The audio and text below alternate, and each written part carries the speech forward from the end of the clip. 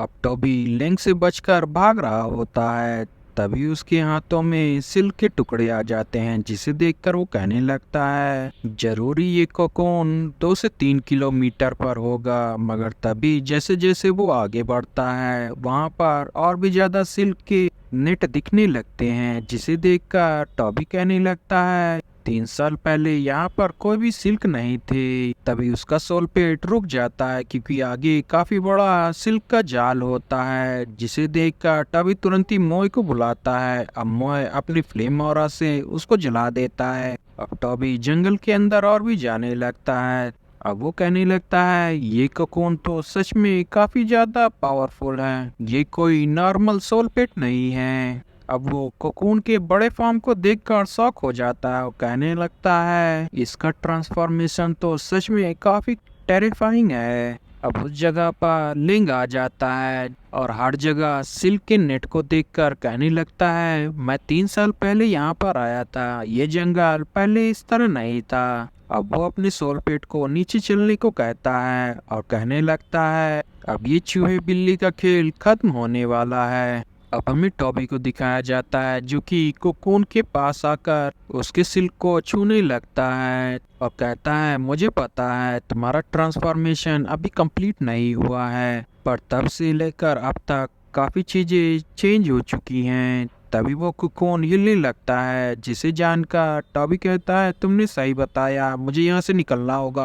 अब वो जल्दी से अपने सोल पिट पर बैठकर वहाँ से भाग जाता है। अब हमें लिंक को दिखाया जाता है, जो कि सिल्क को काटते हुए आगे बढ़ रहा होता है और कहने लगता है ये सिल्क किसी आम सोल पिट के नहीं है, जरूर ये कोई एंशिएंट सोल बीस्ट है। अब वो उस कोकून के पास पहुंच जाता है, जिसे देखकर लिंक कहने लगता है इस सोल पिट की मदद से मैं पूरे गॉम्बलियो सिटी को छोड़ पूरे स्काई सिटी पर कब्जा कर सकता हूँ। अब लिंग हंसते हुए बोलता है टॉबी तुम्हें जिंदा छोड़ने की वजह से मुझे काफी फायदा होने वाला है। तभी कोकून लिंग के ऊपर अटैक कर देता है, मगर लिंग उसे अपनी पावर से खत्म कर देता है। अब लिंग के सामने काफी सारे सोल पिट आ रहे होते हैं, जिसे देखकर लिंग कहने लगता है ये तो इस कोकून का गार्डियन इंसेक्ट है। मगर लिंग उस इल्यूजन को खत्म कर देता है। अब कहने लगता है आखिर किसकी हिम्मत हुई मुझे इल्यूजन में फंसाने की। अब वो अपनी पावर से चेक करने लगता है, जहाँ उसे टॉबी की लोकेशन पता चल जाती है।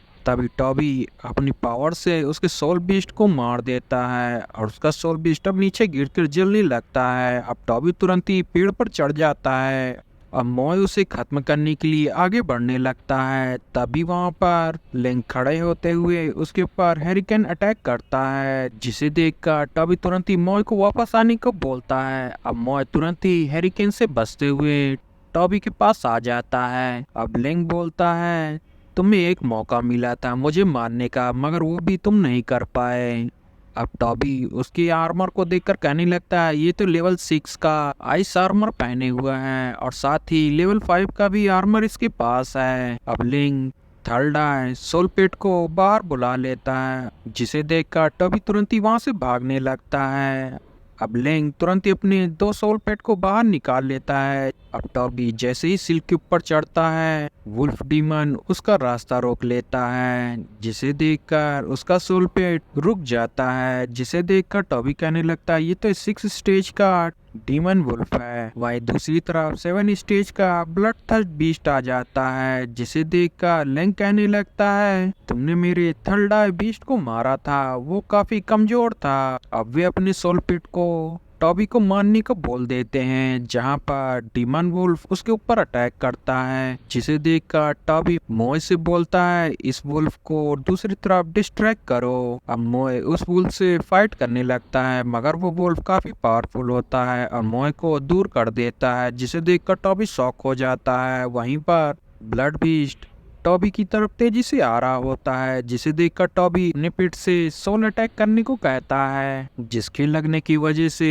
ब्लड बीस्ट नीचे गिर जाता है। अब टॉबी सिल्क के नेट पर और भी आगे बढ़ने लगता है। अब लेंग उसका पीछे करते हुए कहता है, तुम्हारा ये भागने का कोई भी फायदा नहीं होगा। वो अपने सोलपेट की मदद से ब्लड हेरिकेन अटैक करता है, जिसमें टॉबी बुरी तरीके से फंस जाता है और सीधे ही सिल्क नेट के ऊपर गिरने वाला होता है। तभी वहाँ पर ब्लड बीस्ट उसे मारने के लिए अटैक कर देता है, जिसे देखकर टॉबी तुरंत ही विंड पावर का इस्तेमाल करते हुए ब्लड बीस्ट के सिर पर पांव रखते हुए दूसरे सिल्क के ऊपर पहुंच जाता है। अब टॉबी का सोलपेट वहां पर आ जाता है, जो कि उस पे डार्क लाइट अटैक करने वाला होता है। अब वहां पर ब्लड बीस्ट भी उसके ऊपर अटैक करने वाला होता है, मगर टॉबी के सोलपेट का अटैक काफी देर में प्रिपेयर होने वाला होता है, जिसे देखकर ब्लड बीस्ट अपनी क्लॉ से उसके ऊपर अटैक करता है, मगर वो उससे बच जाता है। अब टॉबी देखता है कि वो ब्लड बीस्ट फिर से उसके सोलपेट के ऊपर अटैक करने वाला होता है, जिसे देखकर टॉबी तुरंत ही अपने सोलपेट को नीचे धकेल देता है और खुद भी नीचे गिरने लगता है।